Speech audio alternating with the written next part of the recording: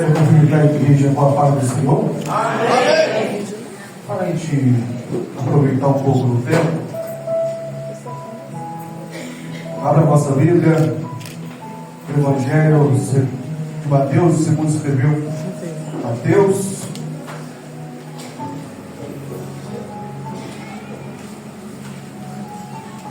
Capítulo de número 16, versículo 13.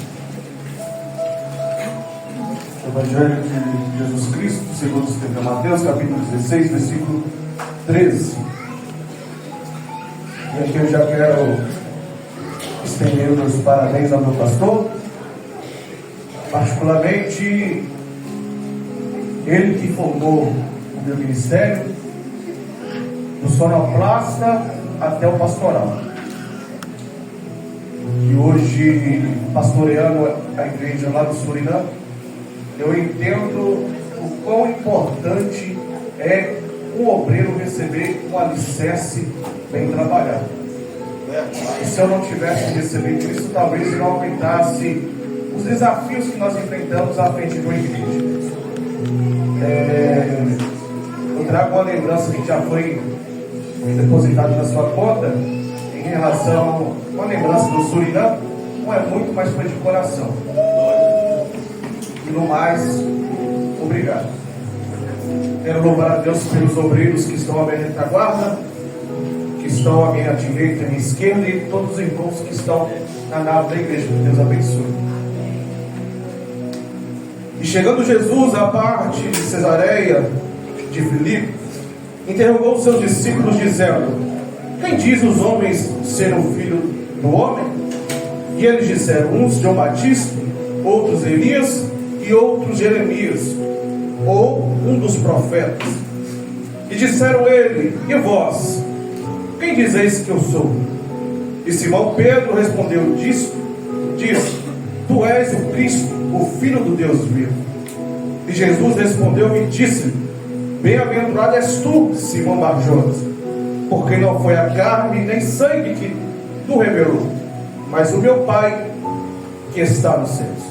Pode tomar seu assento, glorificando ao nome do Senhor.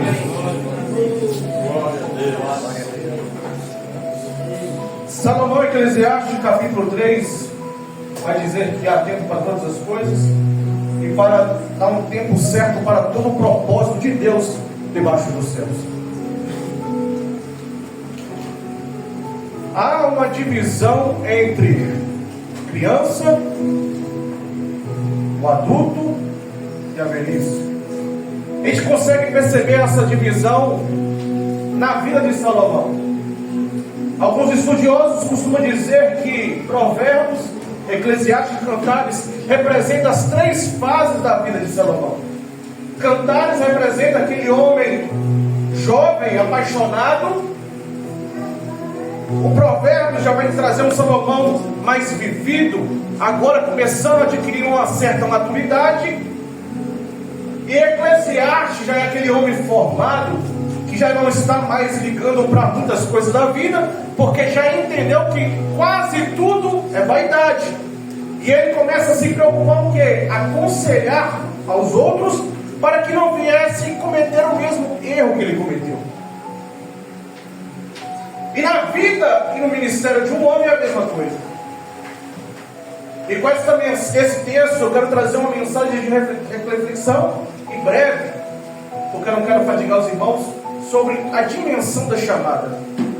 Porque quando Jesus ele pergunta para Pedro e para os discípulos: quem eu sou? Quem vocês dizem que eu sou?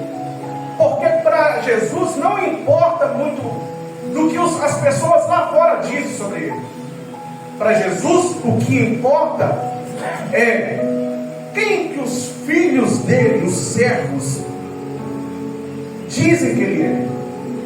E eu quero fazer uma pergunta para você nesta noite: quem é Jesus para você? Quem é Jesus na sua vida? Porque as pessoas lá fora não podem dizer muitas coisas a respeito de Jesus.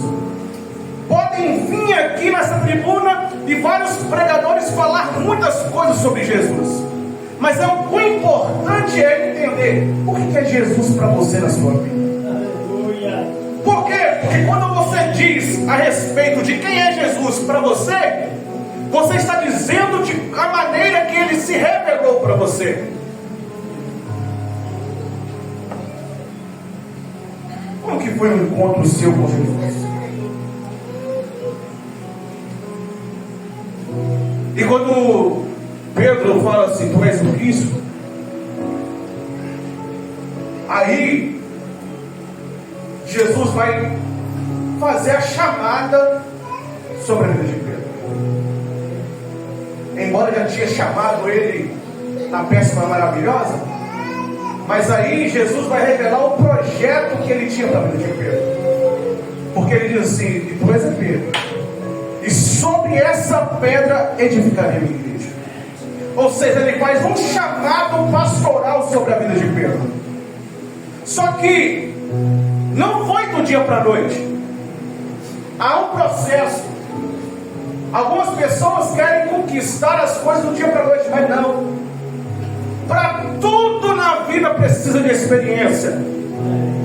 Você não entra numa empresa já sendo profissional. Você começa como auxiliar. Você vai auxiliando o profissional até que você aprende sobre o serviço e depois eles te qualificam. Assim você se torna um profissional na área. E quando nós falamos de preparação, de tempo de preparação, eu lembro de Davi. 1 Samuel capítulo 16. Ele é ungido como rei sobre Israel. Só que ele não assume de forma imediata. Vai se passar o livro de 1 Samuel todo, só no capítulo de número 5 de 2 Samuel, que ele vai se tornar rei sobre Israel. Nesse trajeto ele fugiu várias vezes. Muitas das vezes nesse processo ele teve a oportunidade de matar Saul. Mas é isso que mostra o caráter de um grande líder: o respeito e reconhecer a chamada de alguém. Porque ele corta um pedaço do manto de Saul, dizendo: eu pude te matar, mas eu não te mato porque você é um homem de Deus. Então tudo na vida tem um processo.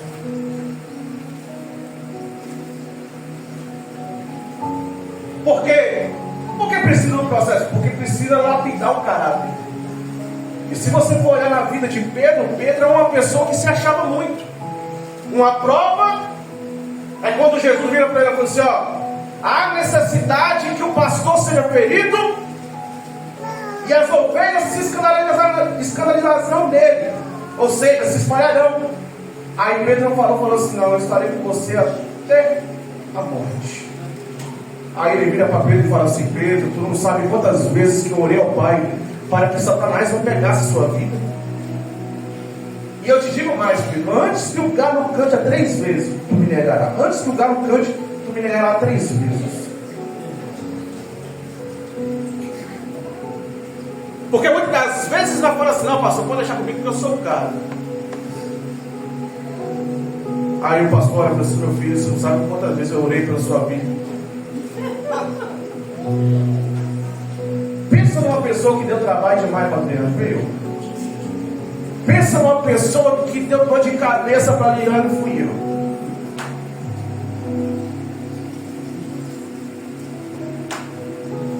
Mas pode falar o que for de mim, mas eu nunca deixei de ter temor.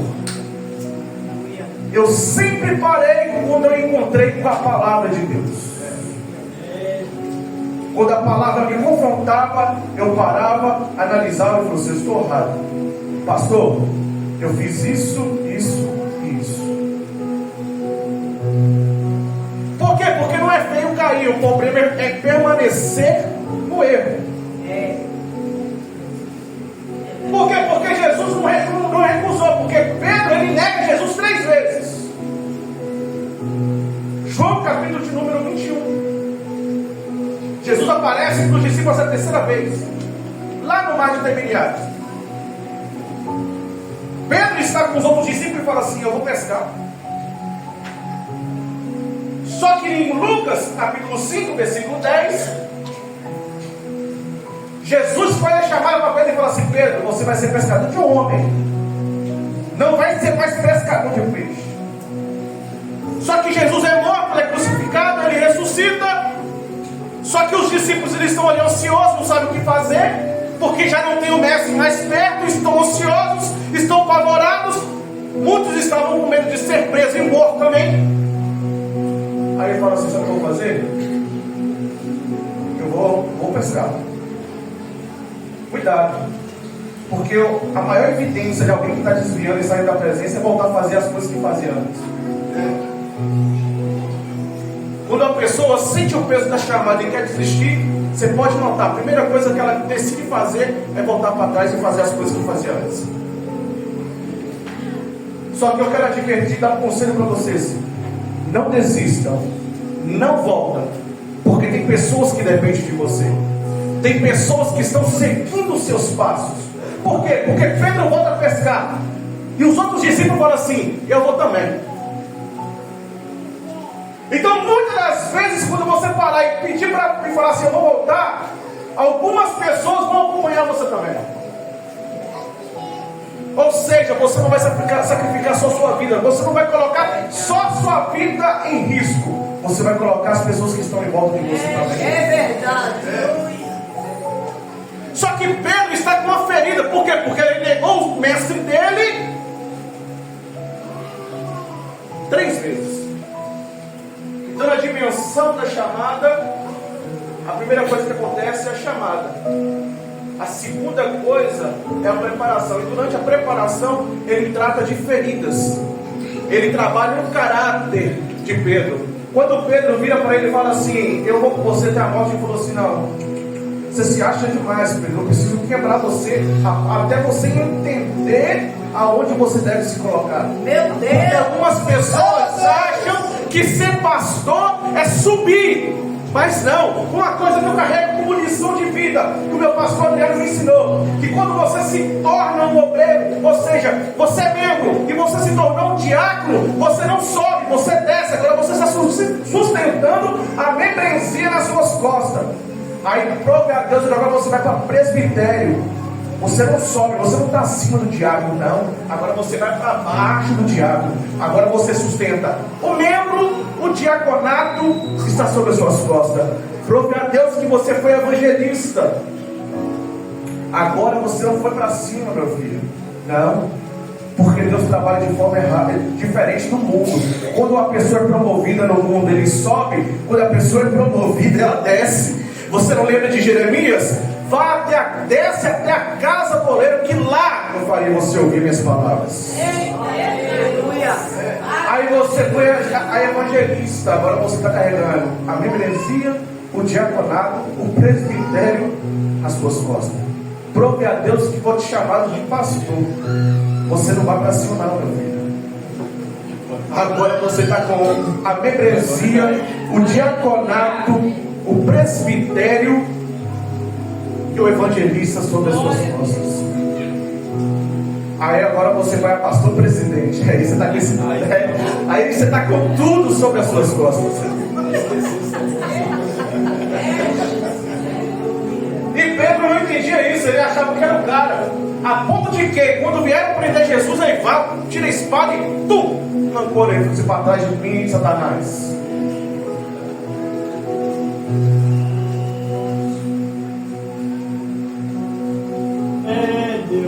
Isso é chamada. Aleluia. Eu costumo dizer que aquele que quer a chamada não foi chamado para ser.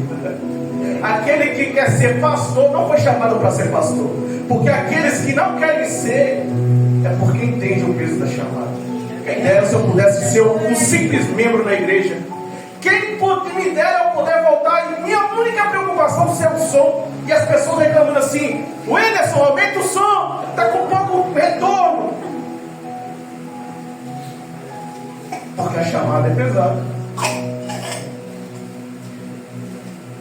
E eu posso pedir a Deus para diminuir um pedaço na cruz? Eu posso. Só que quando eu chegar lá no grande dia, eu precisar dela para atravessar a ponte.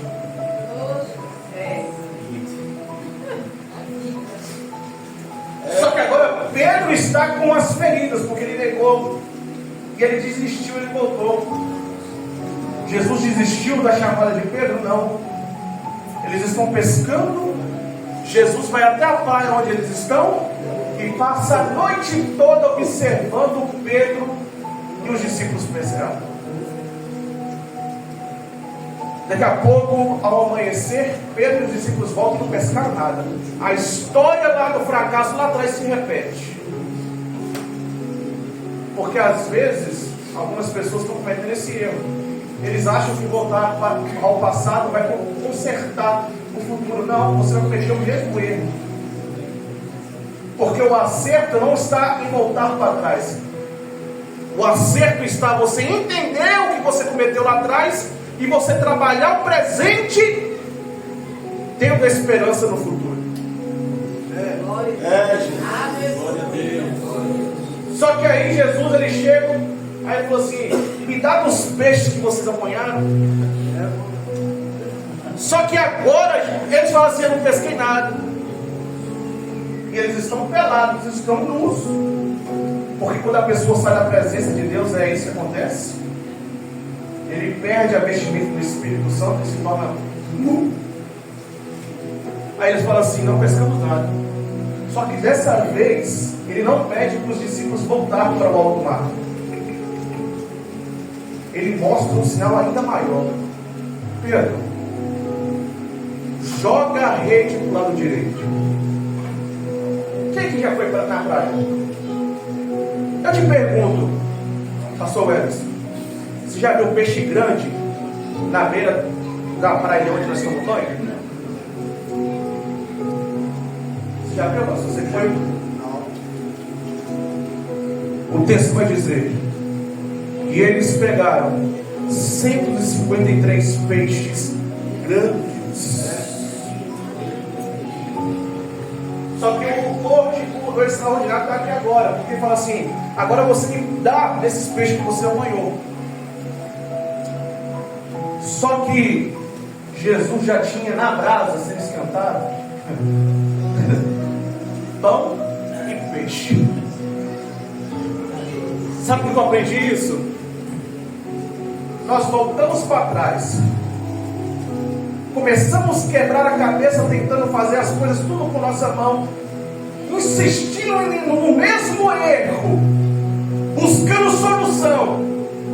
Só que Jesus mostra só uma coisa: Ele vai estar sempre nos observando nas batalhas, e muitas das vezes cometendo o mesmo erro. Aquilo que nós buscamos já vai estar junto com Ele pronto. Porque os discípulos buscavam o quê? Buscavam o peixe e não conseguiram. Mas Jesus já tinha pronto, ele já estava sendo assado na praia.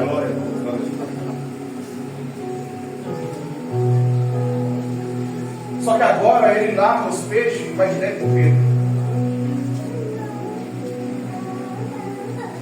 Porque não tem como assumir um grande propósito sem antes tratar a ferida, sem trabalhar no vaso.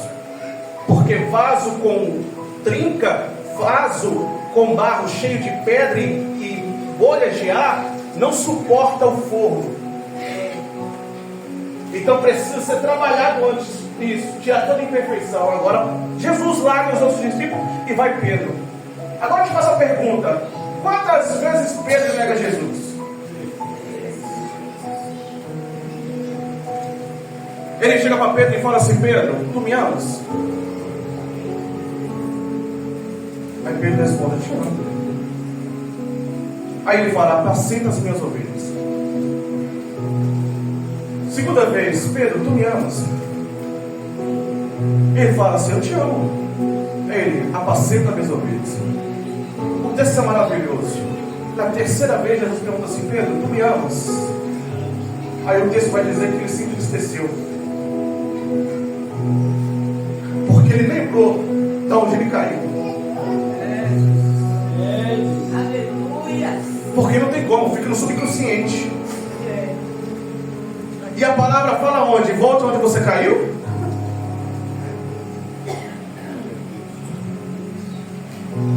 Ele se entristece. Agora Jesus fez o que? Expôs a ferida. Agora ele vai tratar. Apacenta minhas ovelhas. Jesus dizendo assim: não importa, eu não estou ligando para isso, Pedro. O importante é que você entenda aonde você caiu e aprenda com o seu erro.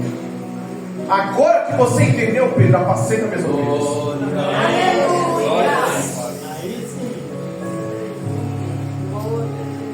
A dimensão da chamada. Atos capítulo 2. O Espírito Santo desce. E Pedro levanta cheio do Espírito Santo. E começa a pregar. Aí no final da pregação, a multidão pergunta: o que faremos agora? Pedro diz: crê no Senhor Jesus Cristo, e tu serás batizado no nome do Pai, do Filho e do Espírito Santo. E ali foi fundada a igreja primitiva, que é uma grande igreja modelo para ser seguida. E nela havia temor a Deus. Era uma igreja fundamentada na doutrina. E havia comunhão, tanto na doutrina quanto no partir do pão. E Pedro se torna um grande homem.